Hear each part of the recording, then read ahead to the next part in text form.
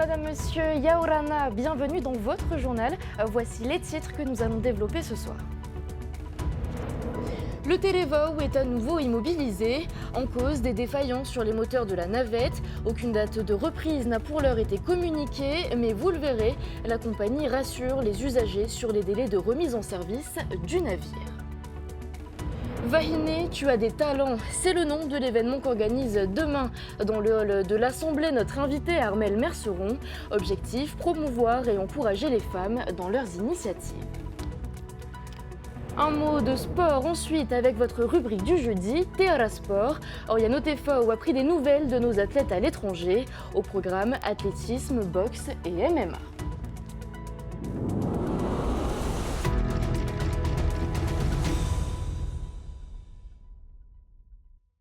Après plusieurs pauses liées à des problèmes techniques, le Télévao est en arrêt prolongé. Aucune date de reprise n'a pour l'instant été communiquée, mais l'espoir de voir l'activité reprendre rapidement anime les employés de la compagnie. Athéna Milcam, Naya Bennett. Il transporte habituellement 1500 à 2000 personnes par jour. Victime d'un incident mécanique, le Télévao est paralysé à quai depuis le 24 avril. En cause, des moteurs défaillants en cours de réparation. Tributaire des délais de réparation, de livraison et de fabrication des pièces, la compagnie met tout en œuvre pour une reprise rapide. Évidemment, il faut penser à plusieurs solutions derrière. La première qui est évidente, qui est celle de la réparation. On a actuellement un moteur en réparation, en cours de réparation, localement. On a fait partir également 2 moteurs à l'étranger. Une des solutions qu'on a envisagées, évidemment, ce serait d'affréter, donc de louer un bateau pendant ce temps d'arrêt. Parce qu'il faut qu'on reprenne l'activité. J'ai du personnel, j'ai des guichets, il y a tout ce qu'il faut. J'ai juste plus de bateau, j'ai pas d'outils de travail. Tous les moyens financiers, techniques et humains sont mobilisés, rassure la compagnie. Pour le personnel, des dispositions ont été prises. Une quarantaine de salariés placés en congé sans solde, avec la garantie de retrouver leur poste de travail une fois l'activité redémarrée. En attendant, les employés font preuve d'une grande cohésion et de solidarité entre eux. Ce qui est bien, c'est que nos salariés aujourd'hui, ils ne voient pas ça comme une contrainte, mais plus comme une attente. Voilà, là, on est dans l'attente, on leur a expliqué la situation de la société, ils l'ont tous compris, on les a tous reçus un par un, en tout cas notre gérante les a tous reçus un par un, les a tous pris en aparté et il n'y en a aucun qui a... On n'a rien imposé, on leur a tous demandé de faire un choix et ils ont choisi d'aider la société. Et ce choix, c'est exactement ce que nous avions besoin et grâce à ce choix, ça nous permet nous justement de pouvoir pousser un peu plus loin et de pouvoir voir venir la suite de la société. Un service client minimum est maintenu pendant cette pause de longue durée. Meima fait partie des agents de la compagnie. Elle s'impatiente de revoir le navire prendre la mer. Ça nous fait du mal parce que c'est la population de Moorea qui est touchée. C'est pas la moitié, hein, c'est tout. Toute la population. Quand les gens montent sur Télévao, on les accueille bien, comme si c'est une famille. Et eux, ils attendent que le bateau soit réparé comme vous? Voilà, oui, ils attendent que le bateau soit réparé et ils vont revenir. Comme vous? Oui, comme nous. Pour l'instant, pas de date de reprise annoncée pour le Télévao, mais une certitude pour la gérance, celle de rester dans le paysage maritime local. Et on s'intéresse à présent au premier tome d'une trilogie intitulée Les Femmes Lumières. L'autrice y décrit la richesse issue de la rencontre entre les cultures anglaises et maoris. Rencontre avec France Bellman dans ce reportage de Thomas Chabrol. Le même jour, Madeleine se réveille tôt. Allongée sur son lit, elle pense à cette ville, Kororareka. C'est au nord, à plusieurs jours de bateau. Il paraît que les baleiniers y font étape avant de descendre plus au sud. C'est à travers les mots et les paysages de Nouvelle-Zélande que France Bellman, autrice et illustratrice, a choisi de plonger les lecteurs et surtout les lectrices dans sa fiction historique. Une aventure humaine portée par le personnage de Madeleine, une jeune Anglaise qui va s'ouvrir à la culture maori, à une langue et des traditions qui lui sont étrangères. Donc elle arrive à un moment où les deux cultures se rencontrent en fait, entre la culture maori et la culture anglaise, mais vraiment au tout début. C'est un moment de tension quand même en Nouvelle-Zélande historique. Et justement, je trouvais ça intéressant en fait de mettre une jeune femme qui elle-même est en tension sur bien des points dans son identité par rapport à sa famille. Qu'est-ce que ça fait en fait de se retrouver avec une culture qui n'est pas la sienne quand on est déjà un peu ouvert à autre chose. Nourrie d'un appétit pour les cultures du monde lorsqu'elle était étudiante, France Bellman s'est installée en Polynésie il y a 20 ans. Enseignante spécialisée, elle puise son inspiration dans ses voyages en Nouvelle-Zélande et auprès des femmes qu'elle rencontre. Les femmes lumière, un titre qui n'est pas anodin. La Nouvelle-Zélande est le premier pays à avoir accordé le droit de vote aux femmes en 1893. Et oui, ça répond aussi à un émerveillement que j'ai par rapport aux femmes. Je vois beaucoup de femmes très courageuses au jour le jour. On n'a pas, puis culturellement, on n'a pas forcément toujours l'occasion de mettre en valeur tous ces petits gestes qui fait que ça fait des belles rivières. Et j'avais vraiment envie d'écrire un livre dessus. Dans son récit, France Bellman mêle la grande histoire du pays au long nuage blanc à de petites histoires fictives dans lesquelles ces personnages féminins vont trouver leur liberté. Le tome 2 est en cours de correction. L'autrice espère l'éditer d'ici la fin de l'année. Et les femmes seront mises à l'honneur demain à Taraheuil, dans le hall de l'Assemblée. Nous allons justement en parler avec notre invitée, l'organisatrice de l'événement Vahine, tu as des talents, Armelle Merceron. Yaorana. Yorana, bonsoir. Alors la 9e édition de Vahine, tu as des talents aura donc lieu demain. Quel est l'objectif? Qu'est-ce qui sera prévu? Notre inspiration est issue des travaux que nous avons faits dans le cadre de nos ateliers régionaux avec les UFO de Nouvelle-Calédonie, de Wallis-et-Futuna et du Vanuatu. Et il y a une année, il y a à peu près 11 ans, nous avons travaillé sur la question de l'autonomie économique des femmes comme clé pour leur émancipation, pour leur vie.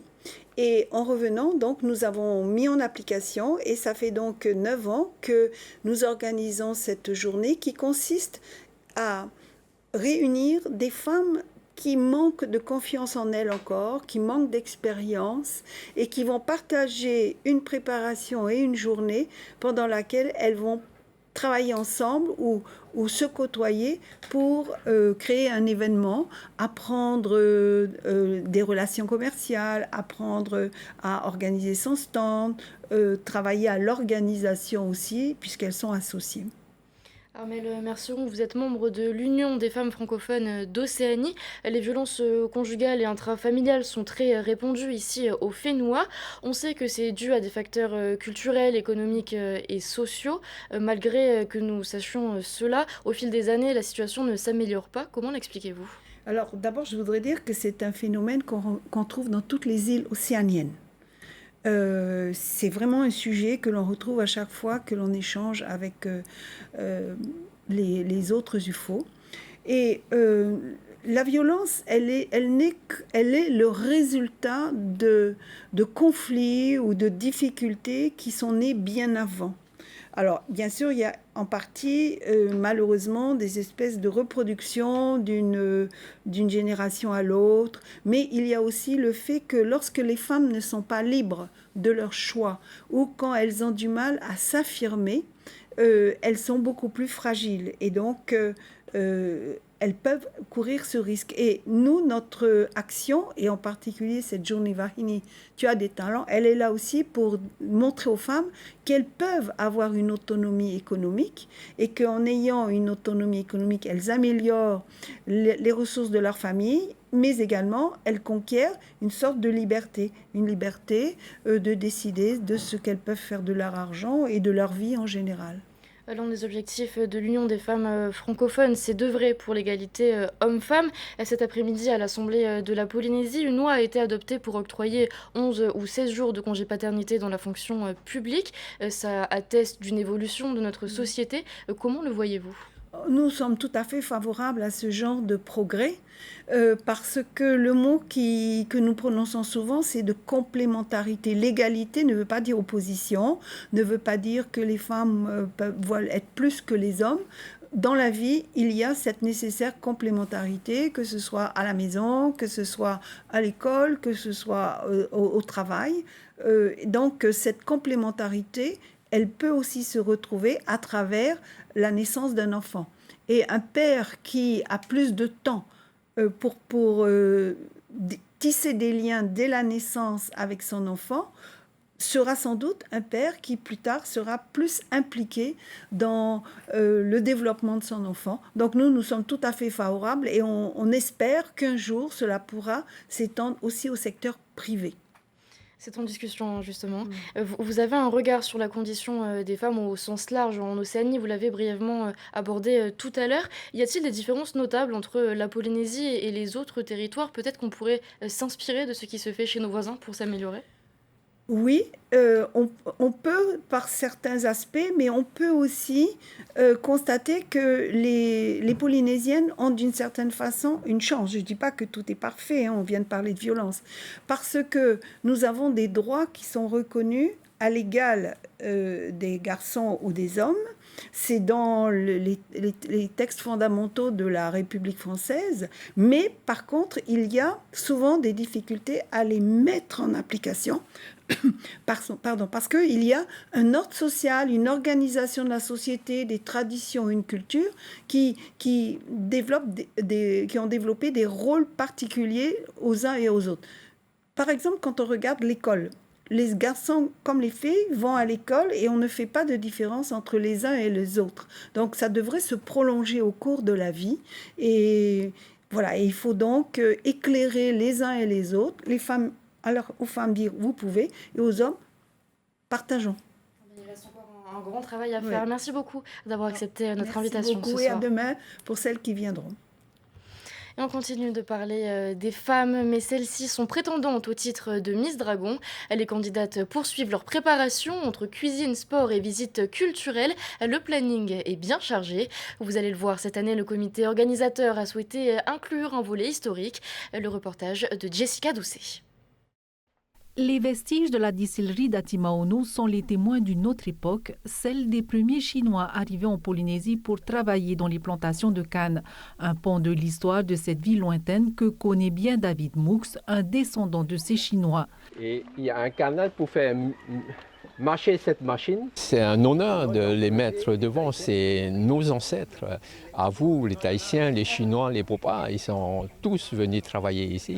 Qu'est-ce qu'il faut que cette jeune génération retienne de cette histoire? Retiennent de l'histoire, c'est qu'ils savent d'où ils viennent et comment ils ont évolué dans le temps avec les anciens et comment ils sont arrivés aujourd'hui comme ils sont. Ils n'ont plus à travailler la canne dans les champs.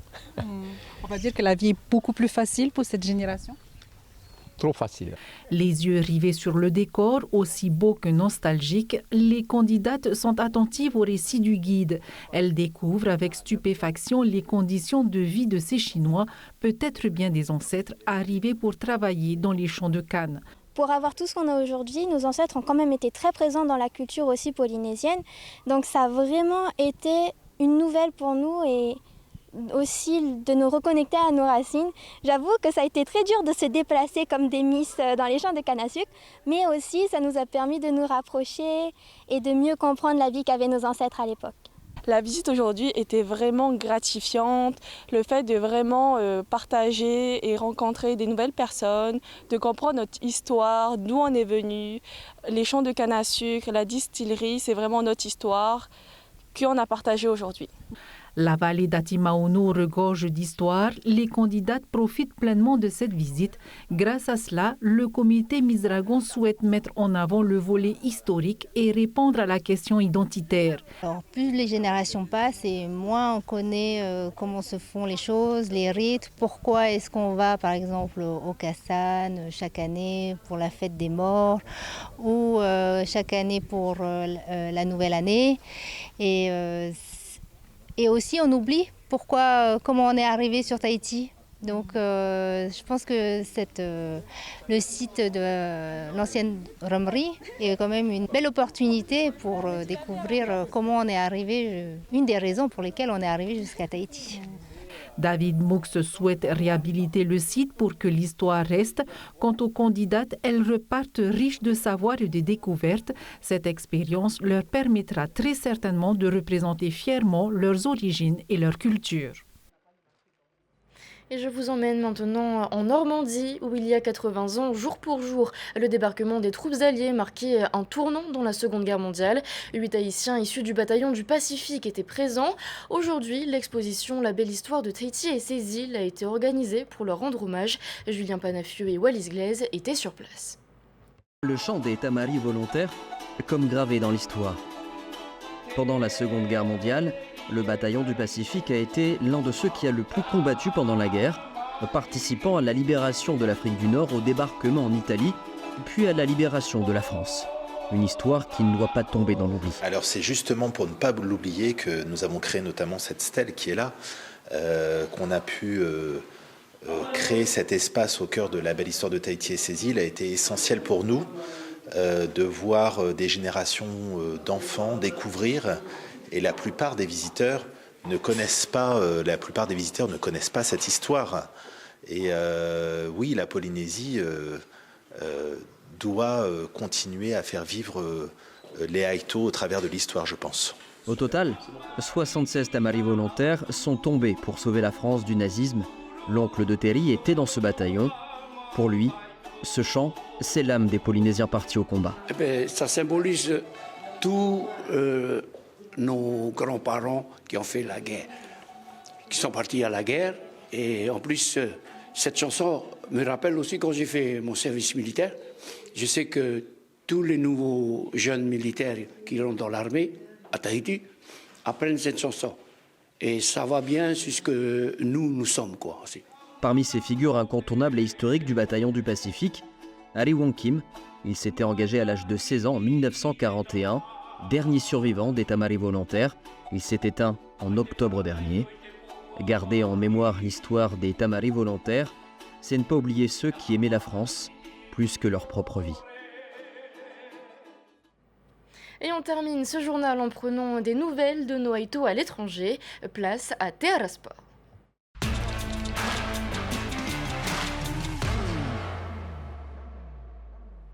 Et comme tous les jeudis, notre incontournable Oriano Tefao m'a rejoint en plateau. Oriano, bonsoir. Yoranaima.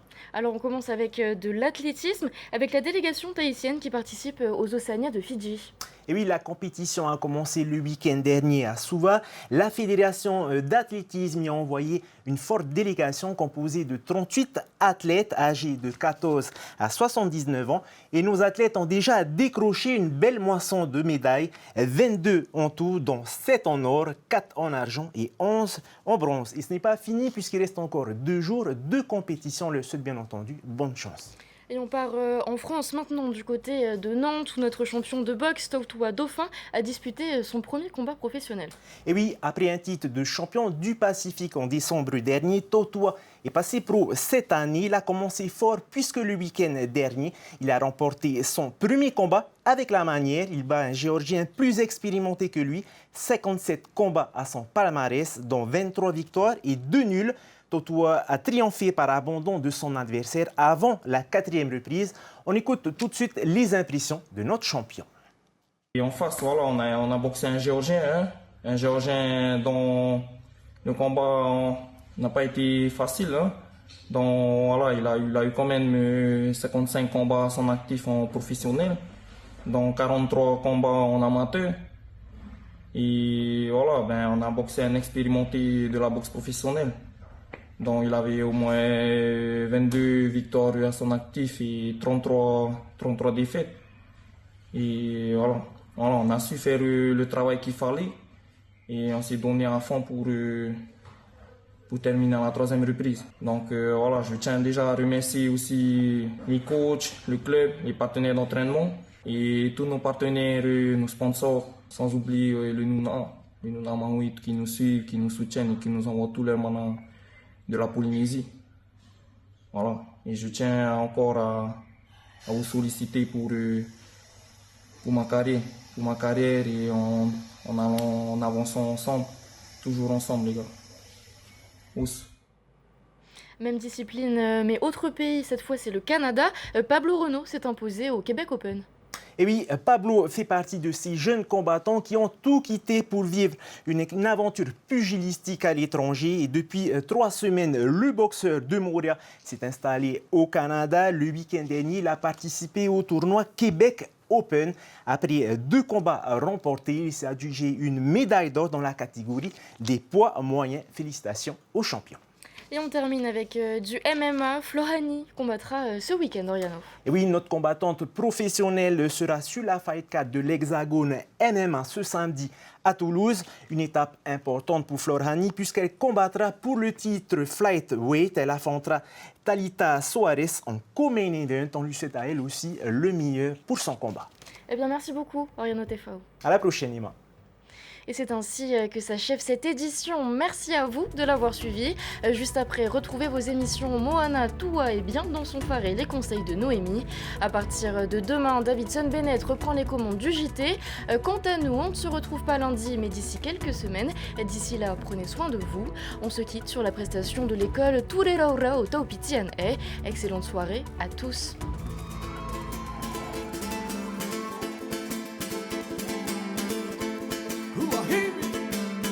Kuahivi nani owe ole akala. Kuahivi nani owe ole akala. Ea ea ea, ea ea ea. Kuahivi nani owe ole akala. Kaulana ho I owe ku kila kila. Kuahivi nani owe ole akala. Kaulana ho'i owe ku kila kila.